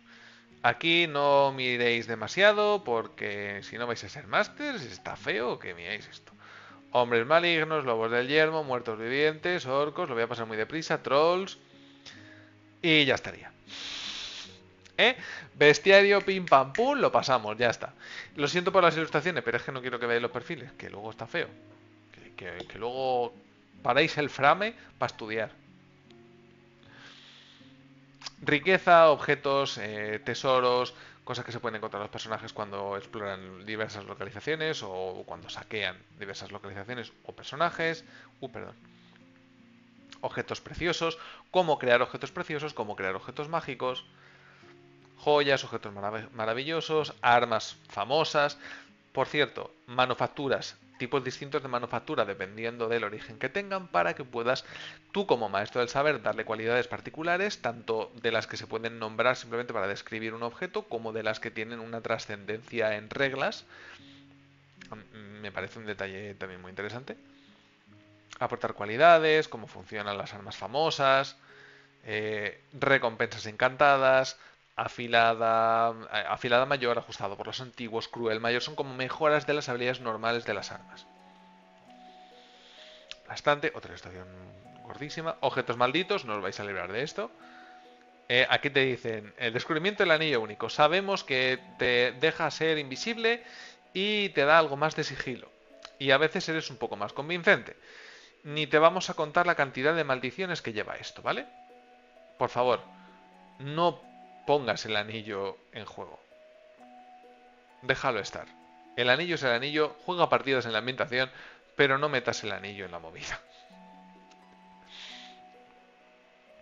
Es todo bonito, la sombra de la esperanza es muy abrazada a la Universidad de Great Flipe. Es que me mola mucho. No sé, me está pasando últimamente con todos los juegos que estoy teniendo ocasión de probar, encuentro cosas muy bonitas en todos. Es lo que os digo, no te puede gustar absolutamente todo de todos, porque entonces no tendrías criterio, o sea, serías como una ameba, que te gusta todo y ya está. No, pero si ves los puntos fuertes que tienen cada uno de los sistemas o las ambientaciones, es mucho más fácil explotar lo bueno que tiene o lo bueno que te aporta y centrarte en eso. O sea, es lo que os digo, si voy a dirigir un one shot, pues seguramente no utilice el anillo único. Utilizaría pues World of Fantasy, por ejemplo, me parece mucho más aprovechable para un one shot. Pero si quiero jugar una campaña, pues yo tiraría por el anillo único seguramente. Si quiero ambientarlo en el Señor de los Anillos. Si quiero ambientarlo en otro sitio, pues elegiría otra cosa. Fíjate, hasta Cyberpunk. Que no eres esa meba, Donna. Tú también tienes criterio, también habrá juegos que te gusten más y juegos que te gusten menos y sabes ver y valorar qué elementos te gustan más de cada juego. O sea, eso en cuanto tienes un poco de criterio o en cuanto tienes un poco de experiencia, puedes desarrollar un criterio y gracias a ese criterio distinguir. Es que no podemos decir a todo, ah, sí, qué bonito es. No, hombre, a ver. Tiene sus cosas buenas, sus cosas no tan buenas. ¿Son malas? No. No son las mejores. Ya está. En este caso, el Anillo Único me parece Dios en patinete para jugar campañas o aventuras ambientadas en el Señor de los Anillos. Para jugar one shots, me parece que voy a desperdiciar tantísimo contenido para jugar un one shot que no me merece la pena. Que prefiero utilizar otro sistema más simple, más sencillo, porque aquí me estoy dejando fuera el 70% del libro. Entonces, pues para eso no lo hago. Porque no es lógico. Vale, el ojo de Mordor. El ojo de Mordor y la atención del ojo de Mordor. Una manera que tiene el maestro del saber para dificultarle la labor a la compañía conforme pasa el tiempo es precisamente la atención que pone el ojo de Sauron sobre esta compañía en concreto.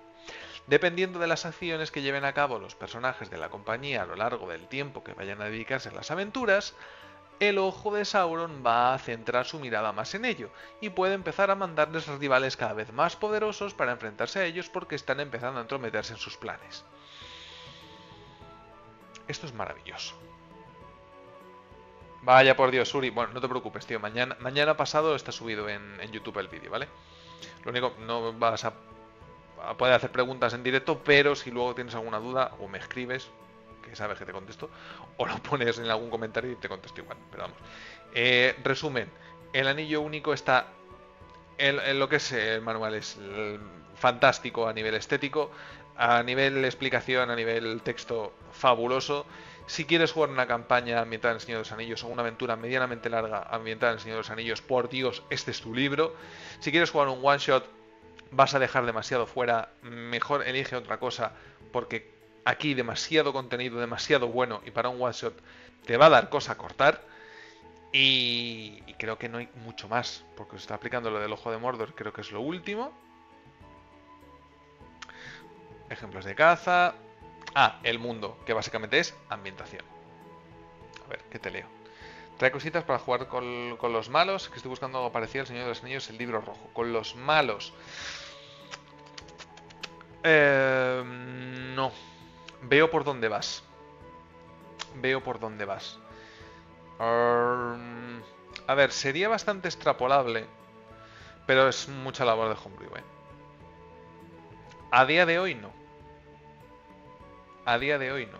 Es posible que en algún momento salga algo parecido, porque veo por dónde van los tiros y tiene muy buena pinta. Pero a día de hoy, si quisieras hacerlo, tendrías que hacer un reskin entero de todo. Fastidiadete, ¿eh? Muy buena idea, pero fastidiadete. Y lo que os comentaba.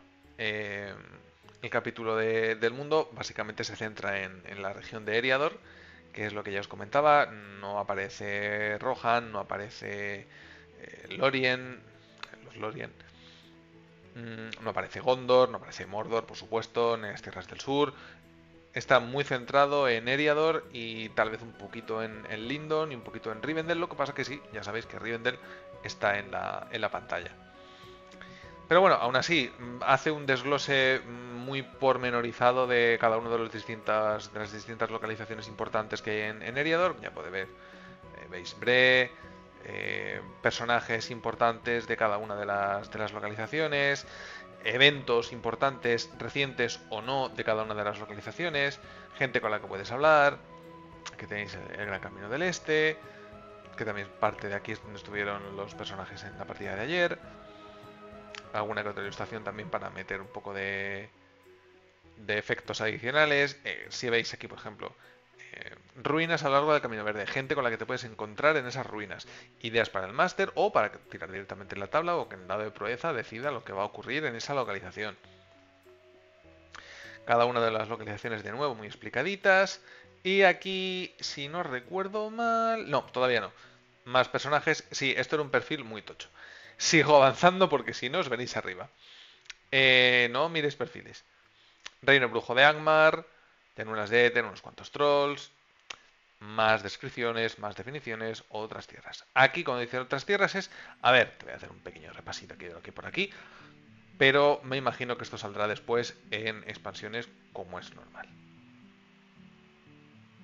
A ver. Revelaciones en la que te dan toda la info para jugar con los malos. Y sin duda en este libreto te ofrece para jugar partidas por el mundo o solo trae la comarca. Ah, vale, de eso hablaba, perdona.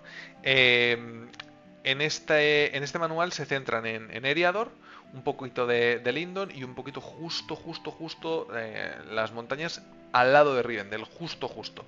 Pero sobre todo la comarca. En la caja de iniciación tienes la comarca, bueno, sobre todo Eriador. En la caja de inicio tienes la comarca, tal cual, pormenorizada al 100%, con todos los personajes habidos y por haber. Y en la pantalla de máster tiene un libretito con Rivendell. Con Elrond, con Rivendell, las casas de curación y el pueblo de los altos elfos, para que te hagas un personaje alto elfo si quieres. O sea, de momento lo que he publicado en castellano es eso y cogería todo lo que es el oeste de la Tierra Media. Desde las montañas, que no me acuerdo, las montañas azules creo que son. Sí, Edelduin, ¿no? Es la montaña en medio. Pues justo desde ahí, hacia el oeste, prácticamente todo, sin llegar a la frontera de Gondor, ni a Rohan, ni a Isengard. Nada de todo eso aparece ni en el libro, ni en la caja de inicio, ni en la pantalla, ¿vale? Sí, el enano este me encanta, por cierto. Perdón, es un enano, tengo que hacer zoom en los enanos, no lo puedo evitar. Vale. Ves, aquí ves el mapa, la parte de Lindon, carpintero de barcos y pues de nuevo alguna nota adicional sobre el cuándo, el cómo, el dónde, el por qué y el quién de la aventura en cuestión. Apéndice para explicaciones y los queridos mecenas, que esto ya lo hemos explicado al principio, es la gente que que le hace a la comunidad en cuestión un encargo. Pues necesito que vayáis a este sitio a hacer esto y que a cambio les da unas ciertas prebendas. Tienen un lugar al que regresar donde se encontrarán a salvo, donde no ocurren cosas malas, tendrán gente con la que podrán hablar, tendrán un lugar en el cual pasar esa fase de comunidad que puede durar X meses y además alguna regla particular dependiendo del personaje que sea. Balin... bueno, sí, van a salir, pero vamos. Balin, Bilbo, Círdan, carpintero de barcos, Gandalf el Gris, Gilraen la Bella, que es la madre de Aragorn, Tom Bombadil y Valla de Oro. Y si tenéis la expansión, digamos, de la pantalla de máster, nuestro querido Elrond de Rivendell. Vale. Localizaciones, estructura las localizaciones por si quieres que ocurran cosas en diversas localizaciones cuando lleguen. Y aquí lo vamos a dejar, porque lo siguiente es una aventura.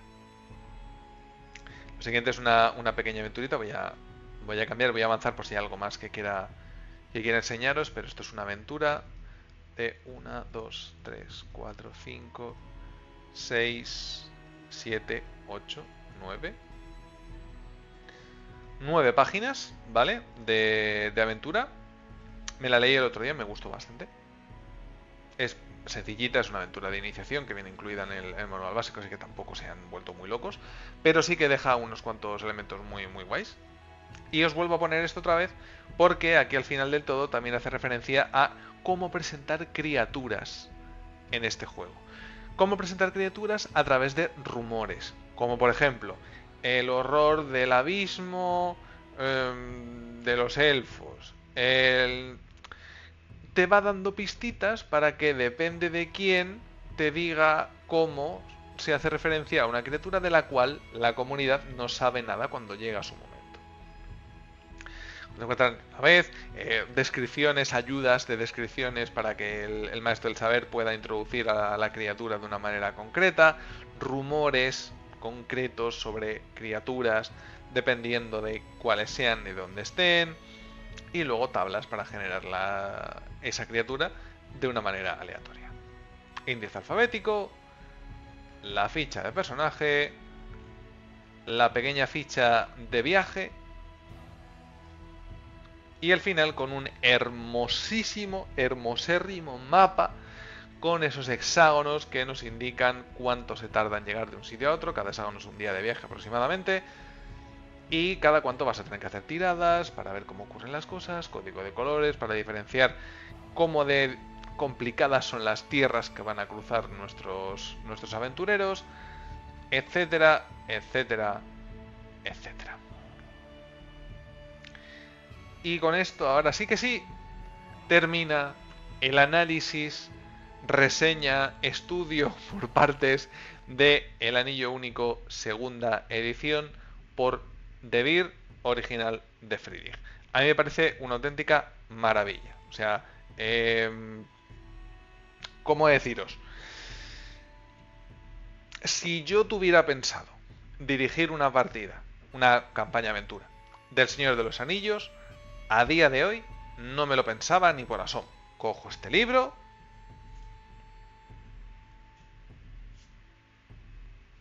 como dicen los jóvenes, este libro es Jesucristo, o mi padre, o las dos cosas, no lo sé. Me parece un manual tremendo, de verdad, tremendísimo. Y no porque me lo haya regalado De Beer, porque yo me he comprado la caja de inicio. O sea, me parece un manual fantástico. En cuanto a producción, en cuanto a extensión, a consejos, a cómo está traído, a cómo está escrito, a las ilustraciones, al contenido en sí mismo, a cómo está traído el sistema. Mi única pega, lo que ya os he comentado antes, que los one-shots no se pueden jugar con este sistema aprovechándolo bien porque estás desperdiciando el sistema. Entonces, pues no tiene sentido que lo hagas, sinceramente. A ver, pero son más jóvenes, son mucho más jóvenes. Mucho más jóvenes. Pero si tenéis alguna duda, alguna sugerencia, alguna cosita que comentar al respecto de este pedazo de manual, que sepáis, pues si no habéis participado todavía, por Dios, hacedlo.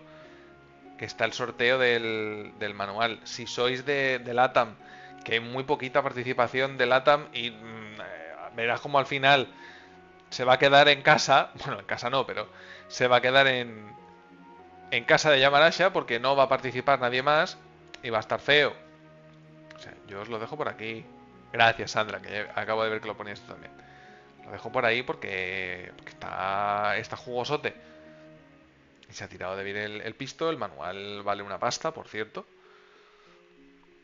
Vale una pasta, entiéndeme. Vale lo que valen todos los manuales ahora, que son 50 euros. O sea, muy buenas, Oscar, bienvenido. A ver, sí, sí, por mí que se lo lleve Yamada. Lo que pasa que me sabe mal, jolín, que ya que está. Y dale exclamación sorteo, que aquí no pongas exclamación sorteo, que no funciona. Aquí no funciona eso. Algún día haré un sorteo para quien esté presente en el chat. Es que de momento creo que no he hecho ninguno. Soy mala gente, ¿eh? Míralo, cómo se pican ahí.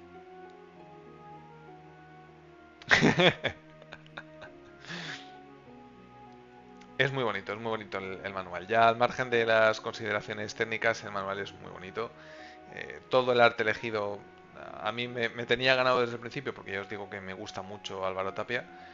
Y, y obviamente en este libro pues se ha explayado, ¿no? Como quien dice. Así que muy contento con el manual. Yo espero que os haya gustado la reseña barra análisis. Si, si al final os lo compráis y tenéis opiniones al respecto o lo que sea, ya sabéis que aquí estoy. O sea, me podéis escribir por donde queráis y lo comentamos, lo charlamos, lo que os apetezca. Y si tenéis valoraciones que sean diferentes a las mías, pues también encantado de escucharos y porque igual me cambia el juicio en algo, yo qué sé. No he dirigido ninguna campaña con ello, así que tampoco sé al 100% con experiencia si funciona tan bien como me parece que funciona, por ejemplo. Entonces, si alguien que tenga más experiencia, pues adelante. Yo soy todo oídos. Aprender, gracias a Dios, a día de hoy, en este caso es gratis, así que hay que aprovechar. A ver, vamos a ver. Yo creo que con esto vamos a ir cerrando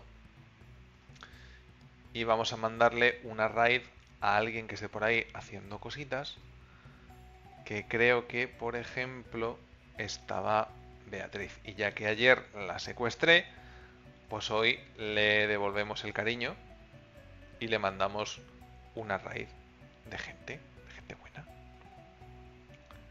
Calla, Dona, no me intentes convencer. Estoy medio convencido ya. Calla. Muchísimas gracias a todos por pasaros hoy por el directo, por este análisis reseña. Creo que bastante profundito del asunto. Igual podríamos haber entrado a hablar algo más de reglas, pero también hubiera sido más aburrido y más largo. Y mañana, último día de nuestra querida Semana del Anillo. Como es el último día de la Semana del Anillo, mañana he preparado una cosita un poquito especial, ¿vale? Es una cosita corta, yo estaré, o sea, haré directo normal, pero os pondré un pequeño vídeo que he estado preparando el día de hoy, que creo que os va a hacer gracejo también.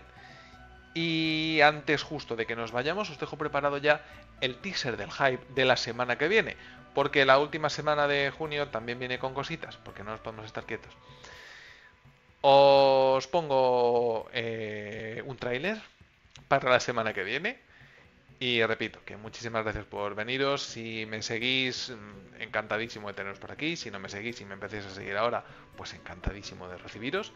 Y si vais a participar en el sorteo, muchísima suerte. Intentaré que mañana estén los resultados por la tarde noche cuando el streaming, ¿vale? Si no, pues lo intentaré hacer sobre la marcha. Os pongo el tráiler, que nos vamos.